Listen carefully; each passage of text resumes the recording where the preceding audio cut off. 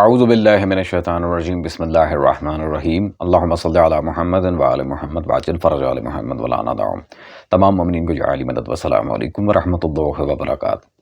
سامعین گرامی قدر، سب سے پہلے تو آج کے پرمسرت موقع کی مناسبت سے حضرت معصومہ کم صلوات اللہ علیہ کی آمد سب مومنین و مومنات، سب شیعہ سنی بھائیوں کو دل کی گہرائیوں سے مبارک۔ ویسے تو آج کا ٹاپک ہمارا سامعین ہونا چاہیے تھا حضرت معصومہ کم بنت امام کاظم صلوات اللہ علیہ کے فضائل و مناقب و تاریخ، لیکن کیا کیجیے سامعین کہ کچھ جاہل اس طرح کے ہیں جنہیں اہل ولا بھی اپنے بڑوں میں بیچارے تسلیم کر کے بیٹھ گئے ہیں۔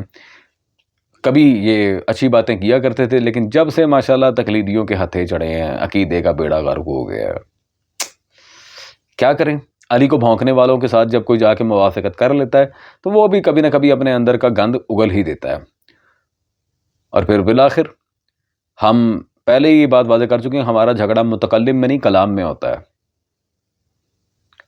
خیر، تو مولوی آصف رضا خان صاحب نے دوبارہ اپنا مراز پنا چڑھا ہے، اور حضرت ابو لولو فیروز سلام اللہ علیہ کے لحاظ سے پہلے تو نواسب کی تاریخی روایات پیش کی، اس کے بعد یہ کہہ دیا جی اس شخصیت پر سقوط ہے علماء کا، اعوذ باللہ تعالیٰ سقوط ہے، اللہ ہی جانے پتہ نہیں کون سا سقوط ہے، اور پھر طرح طرح کی فالتو قسم کی بکواسات لے کے اندر آئے ہیں۔ تو اس ویڈیو میں ہم شیعہ سنی دونوں کتابیں پیش کریں گے، ابو لولو فیروز سلام اللہ علیہ کی فضیلت صحیح السند روایات سے آپ کے سامنے پیش کی جائیں گی، اور شیعہ مذہب کے خلاف لکھی گئی کتابوں کو بھی باقاعدہ ہائی لائٹ کیا جائے گا for obvious reasons۔ So without wasting a single part of time directly چلتے ہیں ہم ان حضرت کے ساتھ، اور وہاں جا کے بتائیں گے کہ ان حضرت کی ویڈیوز میں اب کیا پھاڑی ہو رہی ہے۔ آتے ہیں ابو لولو فیروز کی جانب۔ ابو لولو فیروز، جیسا کہ مورخین، شیعہ سنی مورخین دونوں نے لکھا کہ ایرانی النسل ایک شخص ہے جو نہاوند کا رہنے والا ہے، اور وہ غلام ہے۔ اسے غلام بنا کے جب جنگ ہوتی ہے رومیوں کے ساتھ، مسلمانوں کی رومن امپائرز کے خلاف جب جنگ ہوتی ہے، پھر اس کے بعد اسے قیدی بنا کے اسے لے آیا جاتا ہے، وہ مدینہ پہنچتا ہے۔ یہ دوسری خلافت کا دور ہے۔ دوسری خلافت کے دور میں جب اسے بلایا جاتا ہے تو پھر اس کے بعد جب ابو لولو فیروز مدینہ آتا ہے تو مدینہ میں مغیرہ ابن شعبہ کی غلامی میں سے دے دیا جاتا ہے۔ کیوں پھر ایک ایسی بات کی جانب توجہات کروا رہے ہیں کہ جس کے بارے میں ابھی سکوت ہے، ابھی خاموشی ہے، جس کے بارے میں صرف اور صرف واقعہ لکھا ہوا ہے، لیکن نتائج کے بارے میں آپ اپنی اپنی سوچ اور اپنی اپنی صورت کے معاملے میں اس کے بارے میں نتیجہ نکالتے ہیں۔ تو میری گزارش ہے کہ یہی واقعہ اہل سنت کتابوں میں لکھا ہوا ہے، اسی واقعے کو شیعہ مورخین نے اسی انداز میں کوڈ کیا ہے، لیکن یہ کہہ دیا جاتا ہے وہ مجوسی غلام تھا۔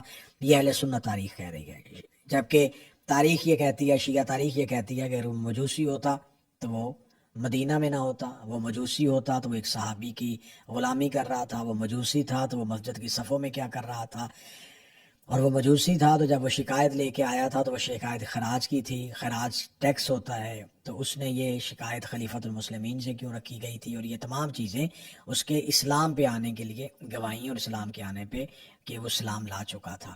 پھر اس نے یہ قتل کس بنیاد پہ کیا، کس نیت پہ کیا، اس کے بارے میں سکوت اور اس کے بارے میں خاموشی ہے۔ واہ سبحان اللہ، بہت اچھے۔ مغیرہ ابن شعبہ کے غلام تھے، اور پھر مورخین نے لکھا ہے، مورخ پیسے اور خوب، مورخین آج سے مورخ ہو گئے ہیں۔ واہ سبحان اللہ۔ وہ جس طرح پچھلی ویڈیو میں ارجح المطالب کا نام یہ لے رہے تھے، ارحج المطالب، عبید اللہ امرتسری کو عبید اللہ۔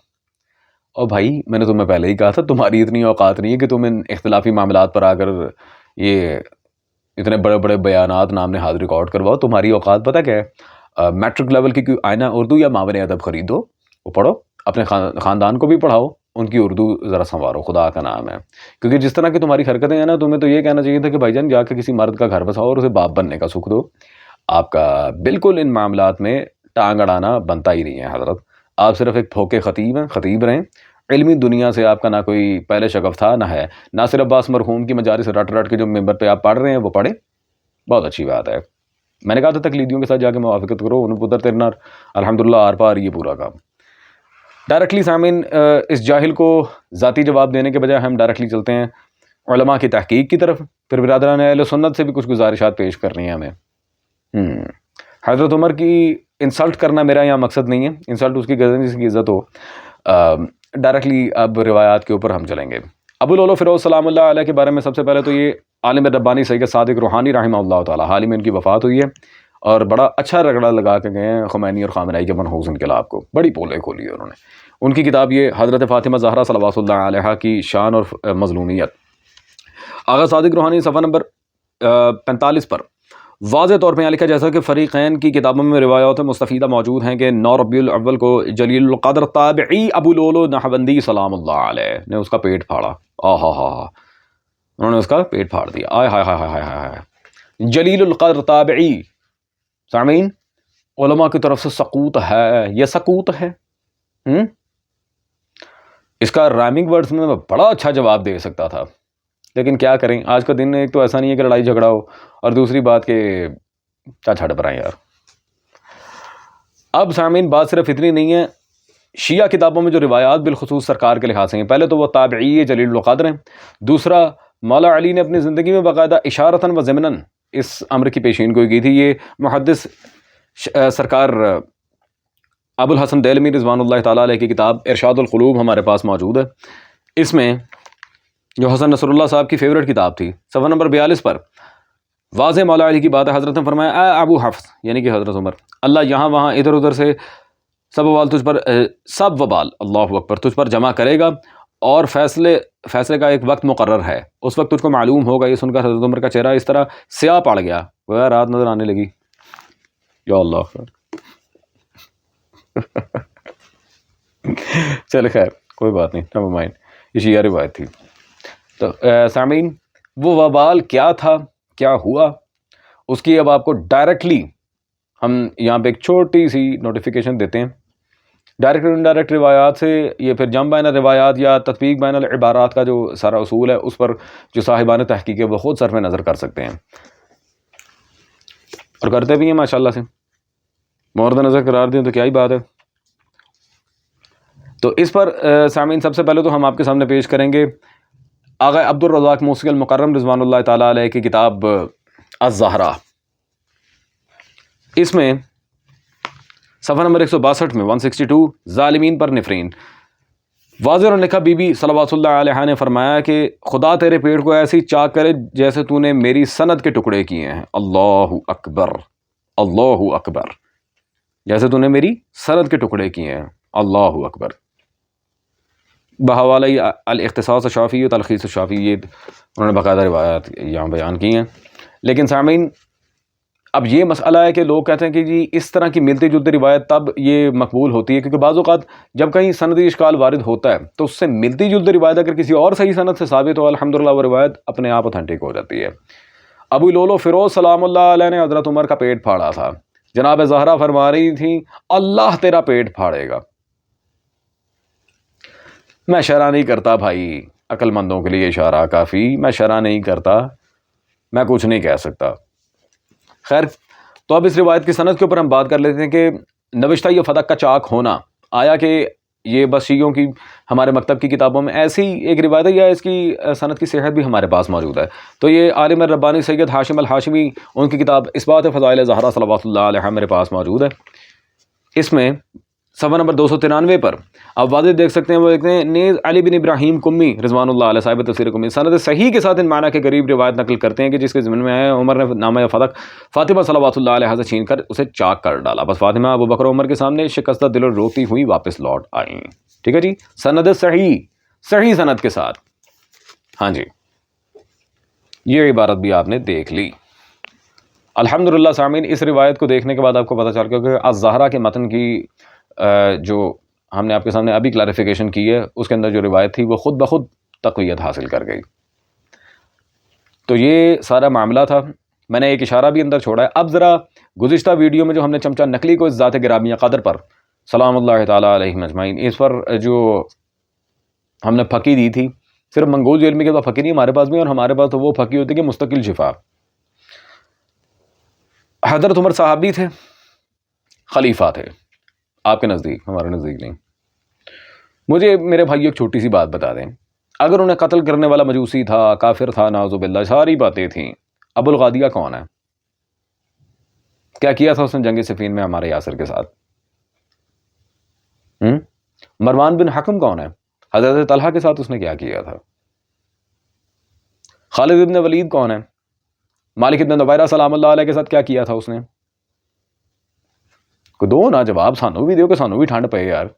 ان 3 باتوں کا جواب لے آؤ اپنی علماء سے, اور جواب دیتے یا میرے مولا بارہ کو ڈنڈی نہ مارے, پھر ایویں پھاڑ کے تو آواں گا. خیر, اب حضرت عمر کی جو وفات کا سارا سینیریو ہے, جو سارا سین ہے, میں حضرت عمر کا مقتل بیان کرنا چاہ رہا ہوں. میں پہلے کہہ رہا ہوں ہنسی اپنی اپنی, لیکن ہنسنا نہیں ہے, غلط بات ہے, ایسے نہیں کرنا.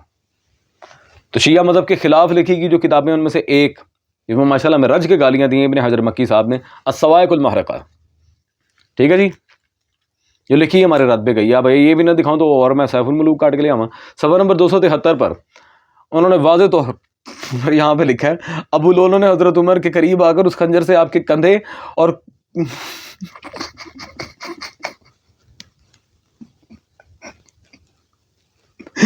کولے پر 3 بار کیے, جس سے حضرت عمر گر پڑے.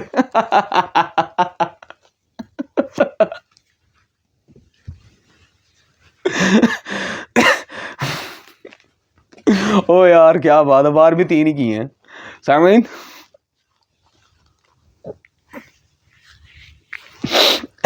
سوری, مذاق نہیں اڑانا یار. مجھے ایک نہیں, میں یار اہل سنت سے ایک بات پوچھنا چاہوں گا یار بھائی, نہیں ایک بات کا جواب مجھے دیں. حضرت عثمان والا جو واقعہ ہوا تھا اس میں بھی, اور ماشاءاللہ ادھر بھی یار, لٹرلی آپ لوگوں کا اس کے بغیر گزارا نہیں ہے. ہر چیز میں ماشاءاللہ کولے پار اللہ مجھے صبر دے, میرا کن سے سامنا پڑ. خیر, تو اب حضرت عمر کی دردناک قسم کی, وہ واقعی دردناک. اس میں ویسے ایک مجھے اس میں مجھے سامنے ایک بڑی ایک عجیب سی ویڈیو یاد آئی ہے. پہلے وہ آپ دیکھیں, اس کے بعد میں مزید آگے بات کرتا ہوں. انکل سوجی ہے کیا؟ سوجی؟ ہاں بیٹا ہے, کتنے دوں؟ پھر تو بہت درد ہوتا ہوگا نہیں؟ وہ کون سا ٹوتھ پیسٹ ہربل, وہ بھی دے دو. اور سوجی ہے تو کم مروایا کرو نا پھر. سوجا بھیا سوجی ہے؟ ارے نہیں ہے ٹوٹی, ٹوٹی نہیں ہے. تو دکان کیا مروانے کے لیے کھول رکھی ہے؟ سوجی. چلے خیر, اب حضرت عمر کی اپنی ایک روایت ہم آپ کے سامنے پیش کر رہے ہیں کہ انہوں نے اپنی موت کو بذات خود کیا قرار دیا تھا. وہ آپ دیکھیں, بلکہ میں دکھاتا ہوں, دیکھیں کیا. تو یہ میرے پاس موجود ہے جلد نمبر 3, تیسیر الباری بشرح صحیح بخاری. اب اس سے بڑی کتاب ہم کون سی لائیں. یہاں پر صفحہ نمبر 556 جلد 3 پارہ 14 کتاب المناقب. اللہ کی بھی مناقب چاہیے صاحب, لاؤ خدا کی قسم. یہاں پہ وہ واضح لکھتے ہیں, حضرت عمر نے شہادت سے پہلے خطبہ سنایا, فرمایا کہ ایک مرغ نے مجھ کو 3 چونچیں ماری خواب میں, اور میں سمجھا کہ میری موت آ پہنچی. کمبخت اوپر سے حرام موت. واہ واہ واہ, سبحان اللہ. چلو جی, شہادت سے سارا کام ہی نکل گیا الحمدللہ. سامعین, حرام موت. اب یہ حضرت عمر کہہ رہے ہیں بخاری کی شرح میں, بھائی میں کچھ نہیں کہہ رہا, جا کے کچھ کہنا ہے تو بابا جی نے ہی کہنا, میں نے کچھ نہیں کیا, نہ یہ کوئی شیعہ کتاب ہے.